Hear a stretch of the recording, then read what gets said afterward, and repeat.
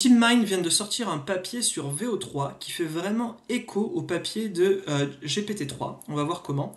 Et donc, pour parler rapidement du papier en 3 minutes, ce que ça annonce, c'est que la façon de faire de la vision par ordinateur est en train de changer drastiquement et que au lieu d'avoir une myriade de petits modèles de vision, maintenant est arrivé le temps où nous pouvons avoir un modèle généraliste, générique, un modèle de fondation qui va être capable de remplacer tous ces petits modèles spécifiques à certaines tâches avec simplement du prompting. Alors, voyons voir un petit peu en détail ce qui se passe. Ici déjà, rien que le titre annonce la couleur. Video models are zero-shot learners and reasoners. Déjà, ça fait écho à language models are few-shot learners. On voit qu'il y a effectivement les mêmes stratégies, les mêmes éléments de langage, et on verra aussi qu'il y a un autre élément de langage ici, on va le voir directement, qui est ici Sparks of Visual Intelligence, qui fait directement écho au papier de GPT-4, Sparks of Artificial Intelligence, Early Experiments with GPT-4. Donc effectivement, c'est très assumé, et quand un papier reprend des éléments de langage comme ça, d'autres papiers qui ont vraiment marqué l'histoire, c'est déjà pour annoncer au lecteur ce qu'il contient, en montrant qu'il va y avoir une similarité, une continuité, un parallèle sur ce qui a déjà été démontré, mais c'est aussi parce que ça fait de la bonne pub et ça fait du bon marketing de reprendre le titre d'un papier qui a marqué l'histoire en se disant peut-être que ce papier-là marque aussi l'histoire, puisqu'il reprend la même stratégie linguistique et qu'il a l'audace de le faire. Et ici, c'est potentiellement le cas. C'est potentiellement le cas. Alors, qu'est-ce que ces gens de chez DeepMind sont en train de nous dire sur les modèles de vidéo ici? Et pourquoi ils font le parallèle? Quand on regarde le papier de GPT-3 ici, ils nous disent que entraîner un language model sur des quantités énormes de texte, ça fait émerger naturellement des compétences. Ça fait émerger des compétences de complétion, évidemment, de réponse à des questions, de traduction. Ça fait répondre des tests des styles Winogrand qui ont moins d'applications, mais qui sont intéressants pour montrer un petit peu la compréhension du modèle. Des tâches de raisonnement, des tâches de compréhension de lecture, etc., etc. Et donc GPT-3, ici, ce papier-là, montrait qu'on arrivait à accéder à toutes ces compétences qui étaient cachées dans le modèle en les promptant correctement. Par exemple, simplement en disant translate to English, translate English to French, ici, voilà, hop, cheese, et on laisse le modèle compléter, fromage, etc. Avec des stratégies de prompting qui étaient plus ou moins sophistiquées. Et donc, effectivement, le papier ici nous présente plein de choses intéressantes où on nous montre que, en fonction de la taille du modèle, les capacités sur ces tâches spécifiques ici augmentent, qu'on peut les faire juste à base de prompting zero shot, c'est-à-dire sans mettre d'exemple, sans pré-entraînement, ou en one shot avec un exemple dans le prompt, ou en few shot avec quelques exemples dans le prompt, etc. etc. Et donc, ce papier ici vient clairement faire l'écho à ça. Il nous dit, rien que dans le titre, on vous fait le même papier que GPT-3, mais pour de la vision. Et c'est très audacieux. Si on lit l'abstract, on lit The remarkable zero-shot capabilities of large language models, on va le faire en français, les capacités remarquables en zero-shot des LLM ont propulsé le traitement du texte dans le monde d'un modèle unifié et généraliste avec des modèles de fondation plutôt qu'avec des modèles spécifiques à certaines tâches. Avant, quand vous vouliez faire un traitement du langage, vous aviez un modèle pour faire du résumé, vous aviez un modèle pour faire de l'analyse de sentiments, vous aviez un modèle pour répondre à des questions, etc. etc. Maintenant, effectivement, tout le monde sait qu'on a, avec une stratégie de prompting et un bon LLM, tout ça est à portée de main. Et on nous dit, ces transformations ont émergé de primitives simples, des modèles larges, génératifs, entraînés à l'échelle du web. Curieusement, les mêmes primitives s'appliquent aujourd'hui aux modèles de génération vidéo. Est-ce que les modèles de vidéo pourraient être sur la même trajectoire et avoir un modèle générique de compréhension de la vision De la même façon que les LLM ont développé une compréhension générique du langage. Nous démontrons que VO3 peut résoudre une grande variété de tâches pour lesquelles il n'a pas été explicitement entraîné. Segmentation d'objets, détection d'arrêt, édition d'images, compréhension des propriétés physiques, simulation d'utilisation d'outils et plus. Ces capacités à percevoir, modéliser et manipuler le monde visuel rend possible certaines formes de raisonnement visuel, telles que la résolution de labyrinthe ou la résolution de symétrie. Les capacités émergentes de VO en zero shot indiquent que les modèles de vidéo sont en voie de devenir unifiés et généralistes, et des modèles de fondation de vision. Et on a un petit lien qu'on ira voir après. Donc clairement ici, c'est assumé. Ce modèle, enfin VO3, après on nous dit que c'est n'importe quel modèle génératif vidéo qui est à peu près de qualité, peut devenir en fait un modèle de fondation pour l'image de la même façon que GPT est devenu un modèle de fondation pour le texte. Et ça nous indique déjà tout ce dont on a besoin de savoir. Tout ce qu'on a besoin de savoir. À partir du moment où on a établi qu'on avait un modèle de base, un modèle de fondation qui avait des capacités émergentes, qu'on pouvait accéder à ces capacités-là par le biais de prompts, etc. On sait exactement ce qui va se passer parce qu'on l'a vu dans les LLM. On va avoir des fine-tuning qui vont rendre le prompting plus facile, de la même façon que quand on voyait GPT ici, les prompts, c'était des prompts de complétion, mais c'était pas ChatGPT. Donc est venu derrière ChatGPT qui prenait ici, qui prenait des prompts vraiment d'instruction, où on peut lui parler comme à quelqu'un pour qu'il résolve la tâche, et on n'a pas besoin de formuler nos tâches sous forme de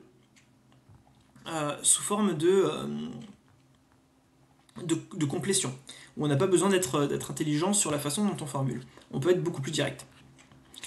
On sait aussi que derrière, ils vont réessayer d'appliquer les mêmes astuces, c'est-à-dire test time scaling, etc., pour laisser les modèles de vision réfléchir un petit peu sur les tâches avant de donner des réponses, etc., etc., etc. On sait qu'on va avoir exactement la même chose. Donc des modèles de fondation avec un fine-tuning instruct, ensuite des fine-tuning qui vont chercher à faire émerger de mieux en mieux toutes ces capacités de tâches qui sont enterrées dans les poids du modèle et qu'il faut faire réémerger. De la même façon, donc soit peut-être avec du reinforcement learning, soit avec des bons datasets de supervised fine-tuning, etc., etc. Donc, déjà, tout le papier est annoncé en fait dans le titre. On a lu l'abstract, on voit que ça ne fait que confirmer ça, et puis, on va voir un petit peu ce qu'ils proposent ici. Ils ont analysé 18 384 vidéos qui ont été générées sur 62 tests de type qualitatif, donc comme on observe et on voit si c'est bien, et puis 7 tâches quantitatives, et ils reportent que VO3 peut résoudre une large variété de tâches pour lesquelles il n'a pas été ni entraîné ni adapté. Donc vraiment, modèle de fondation, capacité émergente, etc., etc., la même chose que pour GPT-3. Il découpe ensuite ces tâches dans 4 catégories qui vont être avec ce code couleur dans tout le papier. Percevoir, donc comprendre ce qu'il y a dans l'image, modéliser ou modifier, donc est-ce qu'on comprend le monde physique, est-ce qu'on comprend l'image, est-ce qu'on est capable de la modifier aussi. Ensuite, manipuler, est-ce qu'on peut manipuler l'image ou est-ce qu'on est capable de manipuler le monde physique qui est représenté par cette image. Et là, il nous montre directement aussi, en utilisant un nouveau vocabulaire, VO3 montre des signes primitifs de chain of frames et de raisonnement visuel. Et donc ça fait directement écho au chain of thoughts, au raisonnement pas à pas des langages modèles qui vont raisonner étape par étape. Et on va voir ça un petit peu plus tard, mais effectivement pour résoudre des labyrinthes, de la symétrie, etc. Et puis il nous annonce, de la même façon que des modèles spécifiques à ces tâches sont toujours meilleurs que ces modèles zero shot, nous observons des améliorations substantielles et consistantes de VO2 à VO3, puisqu'ils essayent aussi VO2 dans certaines tâches, montrant un avancement rapide dans les capacités des modèles de vidéo, et donc aussi dans la capacité des modèles de vidéo génératifs à être des modèles de fondation pour toutes ces tâches. Donc, effectivement, on retrouve ici les 4 types de tâches qu'ils ont déjà mentionnés, donc la perception, la modélisation, la manipulation et le raisonnement, avec les taux de succès ici pour chacune de ces tâches. Mais je trouve que le mieux pour voir ce dont ce papier parle et voir ces tâches, c'est d'aller directement dans l'appendix pour voir directement les tâches et leurs exemples et leurs prompts. Donc une tâche vraiment extrêmement importante en computer vision, en vision par ordinateur, c'est la capacité à détecter les contours. Et donc comment ils font ça? Ils donnent une image et ils nous donnent un prompt. Toutes les arêtes dans cette image, ou tous les contours, deviennent de plus en plus visibles en se transformant en contours noirs. Puis, tous les objets disparaissent avec seulement les arêtes qui restent sur un fond blanc. Et ici, on a des astuces de prompting qui sont nécessaires puisque le modèle n'a pas été entraîné ou fine-tuné pour ces tâches spécifiquement, qui sont caméra statique, pas de zoom, pas de déplacement et taux de succès à 92%. Donc on a ça pour la détection de contours, on a la même chose pour la segmentation, c'est-à-dire juste redécouper et recolorier les différents objets ici. La détection de points d'importance et la localisation, donc là par exemple, ajoute un point bleu brillant au bout de la branche, au bout duquel l'oiseau est assis, l'œil de l'oiseau devient rouge brillant, tout le reste devient noir. Caméra statique, pas de zoom, pas de déplacement, et on voit que le modèle part de l'image de base, commence à rajouter ces points-là, et puis effectivement le reste devient noir. De la super résolution, donc de l'amélioration de qualité, du défloutage, du débruitage, du rééclairage, donc on lui donne l'image mais dans une salle qui a été éteinte, enfin avec la lumière éteinte, très peu de lumière, on lui demande de petit à petit éclaircir l'image, et puis en fait les chercheurs qui ont fait ça sont ensuite allés allumer la lumière et ont repris la photo, donc on voit ce qu'il y avait vraiment sur le canapé, enfin dans la vidéo, et on voit que c'est quand même très très proche. Donc le modèle fait du bon travail en hallucinant assez peu. Plein de tâches, trouver la balle bleue, donc il n'y a que des balles rouges et des cubes bleus, sauf une balle bleue qui est là, on demande au modèle de l'éclairer, donc il s'en sort très bien. Ici, il y a des images en noir et blanc avec un dalmatien, est-ce qu'on lui demande de l'animer, est-ce qu'il comprend correctement quelle tâche appartient au fond et quelle tâche appartient au dalmatien? D'ailleurs, on lui dit même pas qu'il y a un dalmatien, on lui dit juste caméra statique, et puis le modèle génère la vidéo, mais il comprend tout seul le dalmatien et il l'anime.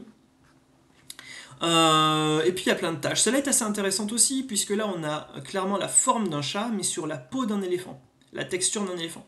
Et ça, quand on a des modèles, en fait ça permet de voir comment ils fonctionnent, et notamment les modèles de convolution. En fait, si on donne cette image à un modèle de convolution, en fait lui va voir un éléphant parce qu'il est très fortement biaisé sur la texture plutôt que sur la forme. Et ici, quand on demande à VO3 de transformer l'animal dans cette image en croquis de cet animal entouré de sa famille, est-ce que le modèle va se baser sur la texture et générer un éléphant, ou est-ce qu'il va se baser sur la forme et voir un chat? Et on voit que le modèle arrive à voir ici le chat. Ensuite, on a de la modélisation, où on voit quand on donne cette image, on demande au modèle d'allumer le feu du bec benzène ici, et on regarde si les flammes se propagent correctement.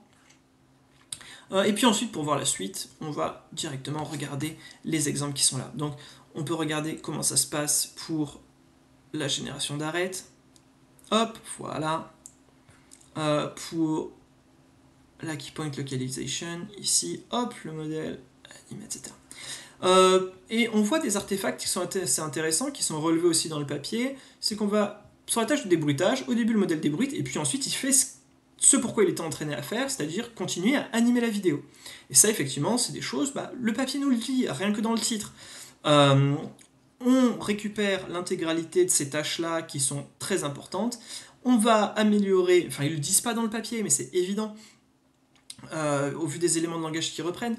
On va ensuite réentraîner notre modèle à mieux comprendre ces tâches-là, à avoir un comportement qui est plus adapté à ces tâches-là, et puis on va avoir ces artefacts-là qui vont disparaître.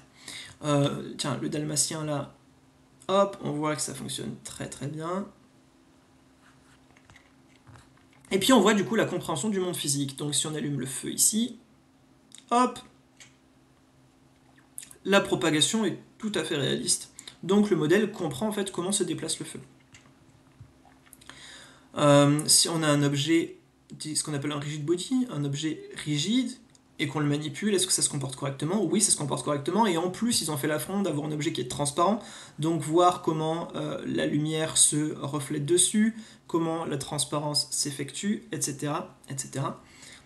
Ici, hop, on fait tomber un tissu, et là, il y en a que je trouve particulièrement important, c'est, enfin impressionnant, c'est la gravité. Sur la Lune, pas d'atmosphère, la plume tombe bien à la même vitesse que la boule de bowling et sans frottement avec l'air. Sur Terre, le modèle a compris qu'il y avait des forces de flottement, qu'il y avait ce genre de choses, etc. etc. Et donc, non seulement la plume va être animée avec du vent, mais ensuite va mettre beaucoup plus longtemps à tomber.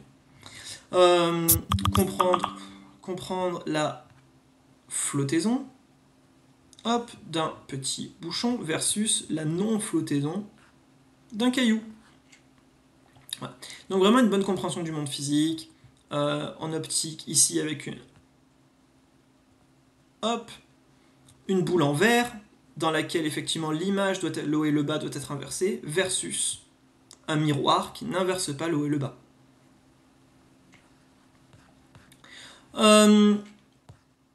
On a encore plein de tâches ici, suppression du fond, in-painting, c'est-à-dire combler les trous, out-painting, c'est-à-dire dézoomer, des tâches qui sont très intéressantes pour les créatifs, où hop, on va annoter l'image directement avec, voilà, ici je veux un petit chapeau, hop, de la neige qui tombe, et puis une écharpe, et le modèle s'exécute, avec un prompt qui est, voilà, les changements se produisent instantanément. Donc on a tout un tas de choses qui sont très intéressantes et qui démontrent que ce modèle a des capacités émergentes de compréhension du monde, d'édition d'images, de résolution de tâches, etc. Voilà. Donc compréhension du monde physique, sur comment les mains se déplacent, comment les mains interagissent avec le bocal, le fait que le bouchon du bocal doit être tourné, etc. etc., etc. Alors évidemment là c'est les cas qui fonctionnent bien, mais tout ne fonctionne pas aussi bien. Hein. Ils ont gardé en vidéo les cas qui fonctionnent bien, et les scores sont dans le papier, tout simplement. Celui-là est assez intéressant.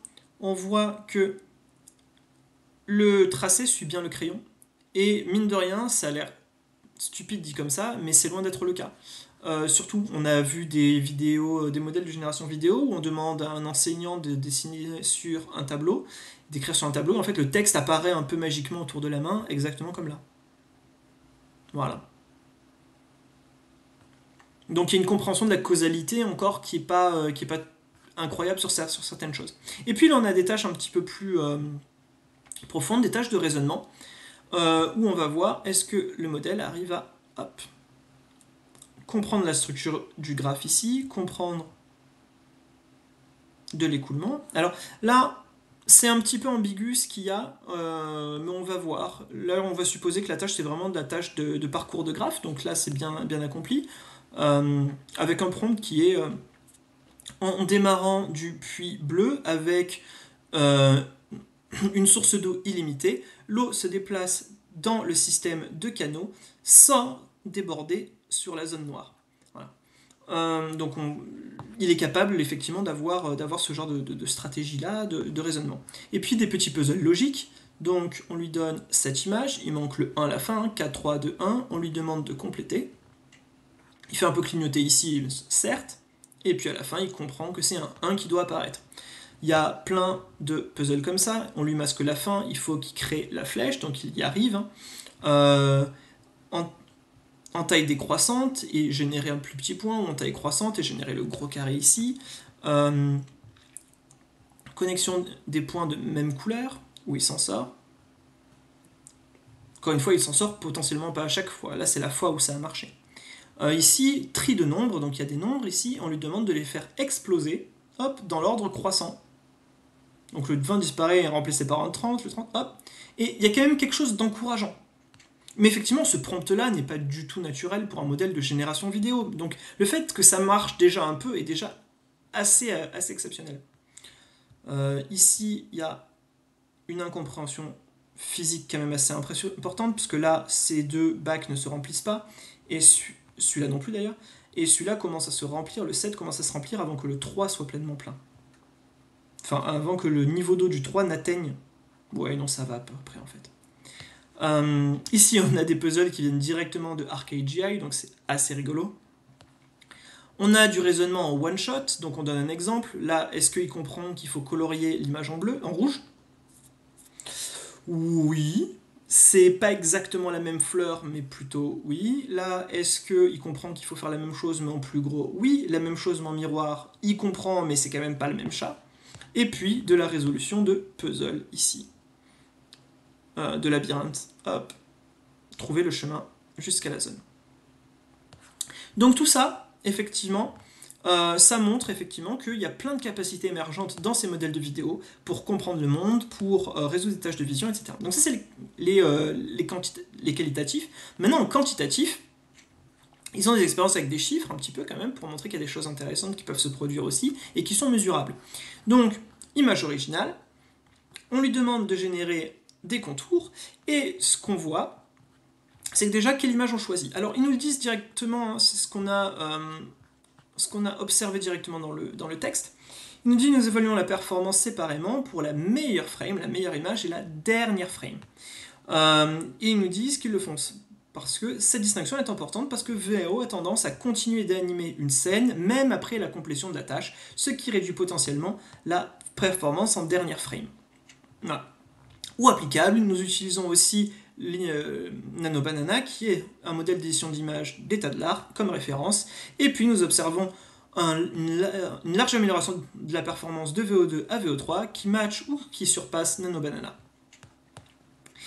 Donc il nous montre aussi, ça pour mieux comprendre ces graphes. Donc on a VO2 en bleu, VO3 en rouge, NanoBanana en marron, et il nous montre qu'ils essayent plusieurs fois en fait. Et il voit que si on essaye plusieurs fois, il y a au moins une fois qui a tendance à fonctionner. Donc ça montre que le modèle, en fait, déjà, il n'est pas devenu déterministe sur que des cas d'erreur, que les cas de succès sont dans ses capacités, il faut juste que ça ressorte plus souvent, et c'est ce qui n'est pas du tout étonnant, c'est une des choses qu'on voit en LLM depuis des années aussi, et tout le travail, c'est de réussir à faire émerger ces cas, à faire prioriser ces cas par le modèle qui est sous-jacent. Voilà.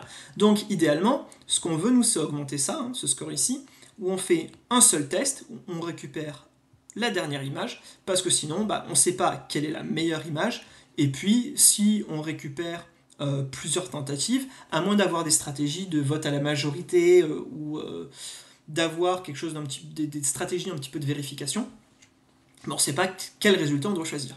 Donc c'est celui-là qui nous intéresse vraiment, et effectivement, ça va... Google nous dit que, enfin DeepMind nous dit que ça va être important pour eux et qu'ils vont l'améliorer. Là, il y a des choses aussi intéressantes qu'on voit où ils essayent de faire la segmentation d'images. Et le prompt ici, il nous le demande de faire ça sur fond soit blanc, soit vert. On voit le fond vert en trait plein et le fond blanc en pointillé. Et les performances sont pas du tout les mêmes. Donc là, il y a une importance du prompt, comme on voyait en LLM au début, avec si tu résous cette tâche, tu auras 20$, etc., etc., où on pouvait menacer le modèle pour avoir plus de performance, etc. Et toutes ces choses, avec derrière le fine-tuning, qui est de plus en plus sophistiqué, ces astuces n'ont plus besoin d'être appliquées. Parce que le modèle, on a appris à révéler le meilleur du modèle sans avoir besoin de toutes ces astuces-là. Donc là, on a exactement la même chose qui risque de se produire.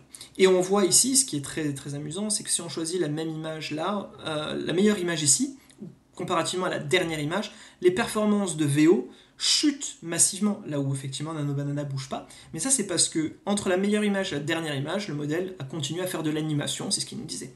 Donc ça, on va avoir du fine-tuning qui va nous permettre d'annuler tout ça. Ici, effectivement, il y a les puzzles, où on voit qu'au plus le modèle essaye, encore une fois, au plus on scale le compute, au plus ça fonctionne. Donc on va voir des choses magnifiques qui vont arriver avec du chain of frames, qui est l'équivalent du chain of thoughts, mais au lieu d'avoir du texte qui est généré de plus en plus pour que le modèle réfléchisse et arrive à la réponse, mais en fait le modèle va générer des images intermédiaires pour peut-être essayer plusieurs choses. Sur un labyrinthe un peu compliqué, du chain of frames, ce que ça ferait, on verrait en fait peut-être la bille commencer à se déplacer, voilà, puisqu'on les regarde un petit peu. Voilà, on voit la bille rouge qui se déplace et qui atteint sa cible. Mais si le modèle est compliqué, il n'arrivera peut-être pas à le faire d'un seul coup. Et de la même façon qu'on voit les LLM qui génèrent des tests textuels intermédiaires, qui revérifient ce qu'ils font, etc., et peut-être que sur des labyrinthes plus compliqués, sur des modèles qui sont plus capables et qui ont été entraînés à faire du chain of frames, on verrait la bille partir dans un sens, puis comprendre que en fait c'est un cul-de-sac, donc faire demi-tour et finalement réussir par arriver à destination.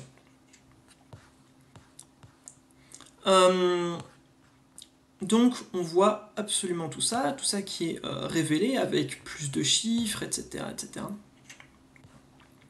Et vraiment, il ne nous arrête pas de nous répéter ça.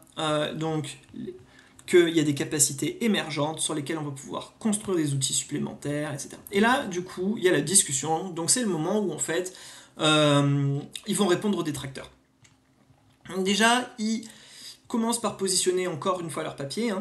Ils disent c'est un breakthrough en vision par ordinateur qui a démarré la révolution du deep learning en 2012 avec AlexNet sur ImageNet. Dans les années récentes, néanmoins, c'est le traitement du texte qui a vu le progrès le plus rapide avec l'apparition des LLM génériques qui ont des capacités à résoudre des tâches nouvelles d'un coup, juste avec du prompting donc, et qui les a menés à remplacer la plupart des modèles qui sont spécifiques aux tâches. Ici, nous disons que la vision par ordinateur est sur le point de connaître le même shift de paradigme, donc grâce aux capacités émergentes de grands modèles vidéo. Notre découverte principale, c'est que VO3 peut résoudre une grande variété de tâches de façon zéro-shot sur l'intégralité des tâches des stacks de vision habituels, perception, modélisation, manipulation et même des formes primitives de raisonnement visuel. Les performances ne sont pas parfaites pour le moment, mais déjà l'amélioration de VO2 à VO3 étant très bonne indique que les modèles de vidéo vont devenir des modèles de fondation génériques pour la vision, juste comme les LLM l'ont été devenus pour le langage. Ici, nous disent ces performances, si vous êtes critique, en fait c'est une limite basse parce qu'on peut représenter les tâches sous une quantité de façons différentes. Si on demande au modèle de résoudre un labyrinthe, ça peut être représenté comme une grille en noir et blanc, ça peut être représenté comme un jeu vidéo où il se déplaçait dans le labyrinthe, ça peut être une scène photoréaliste, où le prompt peut demander une solution sous la forme d'une ligne, d'un objet qui se déplace, ou d'un chemin brillant. Et puis visuellement, le labyrinthe peut être représenté comme une grille en noir et blanc, un jeu Pac-Man, une vue d'un appartement vue de dessus, etc., etc. Donc il va y avoir des implications sur le prompt engineering, incluant le prompt visuel, donc c'est-à-dire l'image de départ. Il va y avoir des implications sur la capacité à distinguer les performances sur une tâche d'un modèle et ses capacités sous-jacentes. Le modèle peut être tout à fait capable de résoudre des labyrinthes sous certaines formes ou avec un certain prompt, mais pas sous d'autres. Et puis, troisièmement, ici, les performances qui sont rapportées doivent être considérées comme une limite basse sur les vraies capacités des modèles. Pour toutes ces raisons-là, de prompting pas adapté, le fait que le modèle n'a pas été fine-tuné pour faire émerger ça, encore une fois, c'est un modèle qui a été juste entraîné à prédire la suite de vidéos, et ces tâches-là ne sont pas du tout des suites de vidéos qui sont communes dans son jeu d'entraînement. Donc le fait que ça marche déjà ne serait-ce qu'un peu est très impressionnant.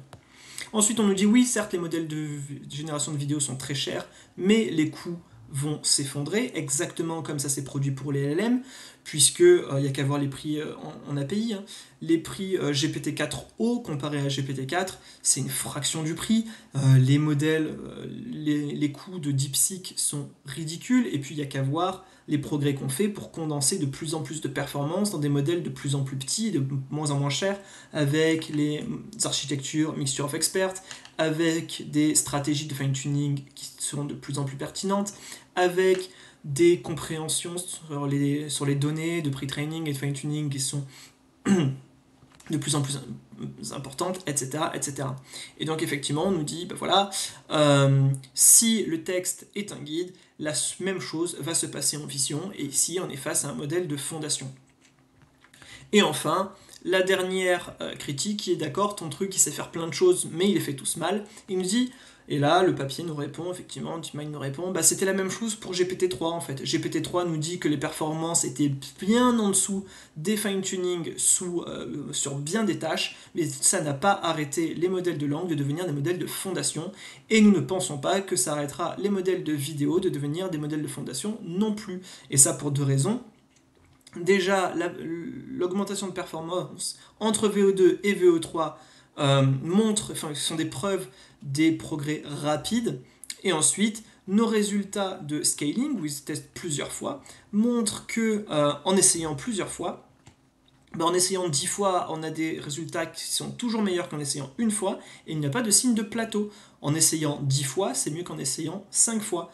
Donc peut-être qu'en essayant 20 fois, ce sera mieux qu'à 10. Donc on n'a pas de signe de plateau, donc on peut essayer encore plus. Donc on peut utiliser de l'inference scaling, donc essayer à l'inférence plusieurs stratégies, essayer de faire réfléchir le modèle en inférence, etc., en combinaison avec les outils d'optimisation standards comme le post-training. Donc là, ils nous annoncent directement qu'ils vont faire du reinforcement learning avec des vérifieurs automatiques, ou qui vont faire du best of n, ou qui vont faire de la génération en essayant plusieurs fois et en vérifiant que la solution a les bonnes propriétés. C'est plus facile de vérifier une solution que d'en trouver une, etc.